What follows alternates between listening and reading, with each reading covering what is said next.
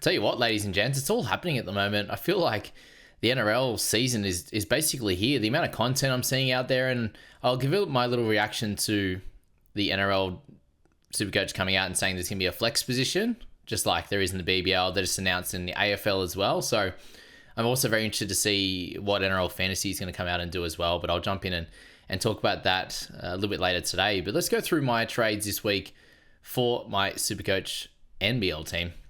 So much going on. All four of their sports have news and have games playing, either news or games playing at the moment. So with my side, I had penciled in this week that I think I was just going to go for a little bit more upside in my starting team in terms of points this week.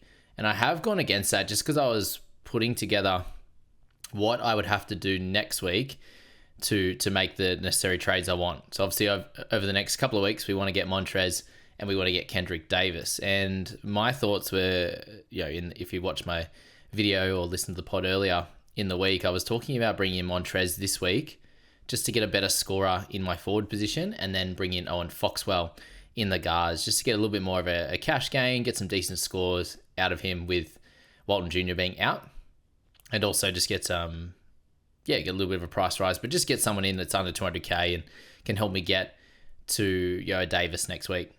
But I was doing the numbers, and I could have also, done that and gotten like a Peatling or something like that in the forward or center position, which I'm potentially going to have to do next week anyway. But I was also looking at that, and more, the problem was more going to be around bringing in someone next week that is going to be a viable scorer in my forward position next to Montrez. And so that's where this week I was like, how about I just take the hit this week and get Days? And obviously with Kendrick going to be going up in price, and Montrez, more likely than not to lose some cash this week unless he goes 60 plus, then I felt like this was the better play. Get Days, solid score. Hopefully you can get a 30 odd, and if Trez gets a 45 or something like that, it's a 10 or 15 point difference. It could be anywhere. Days could go back to a 10 to 15, and Montrez could get a 70, obviously. But yeah, I think we'll just cop the loss in points this week. And I was looking back anyway, and like Doolittle got a 0 last week, so as my starter. So Days is going to likely be better than that of what last week was. So that's the play. And then next week I have Jack White can go to Montrez, and I'm likely going to need about 45 to 50k for that. And then a downgrade from one of my other players here, whether it's a Glover, whether it's a Henschel.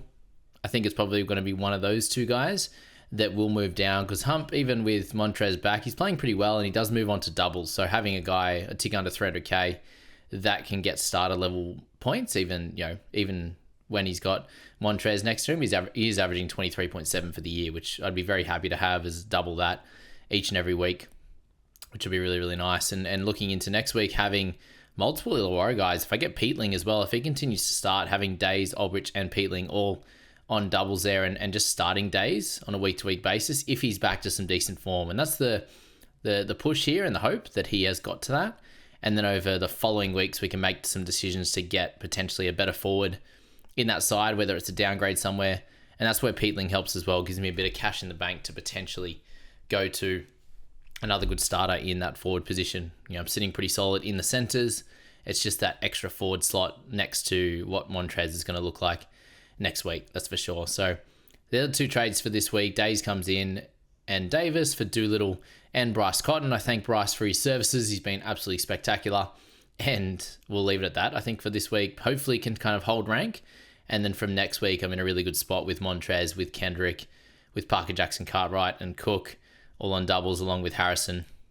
And then Darius Days as my starter to have guys like Aldrich and Humphreys on doubles as well. I think should set myself up pretty well for some good scores from here on out.